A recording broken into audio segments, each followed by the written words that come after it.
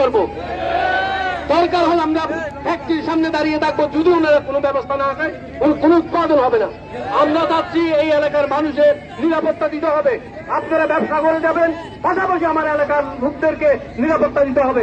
আমি প্রশাসনের প্রতি উদাত্ত আহ্বান জানাচ্ছি, আপনারা এটাই দ্রুত ব্যবস্থা গ্রহণ করে এখান থেকে গাড়িগুলো তুলে দেন এবং আমাদের জনসাধারণের নিরাপত্তা প্রদান করুন। আমাদের এই আন্দোলন যাতে আমরা যারা আসছি, আগামীতেও আমরা যে কোনো আন্দোলনে আপনাদেরকে আহ্বান করলে আপনারা সাড়া দিবেন। এটা আমাদের জাতীয় সমস্যা, আমাদের এলাকার সমস্যা, এটা আমাদেরকে সমাধান করতে হবে। ধন্যবাদ সবাইকে। আসসালামু আলাইকুম।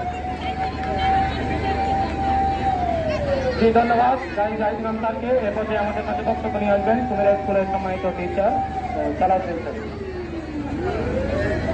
আচ্ছা, আমাদের মঞ্জু স্যার বক্তব্য।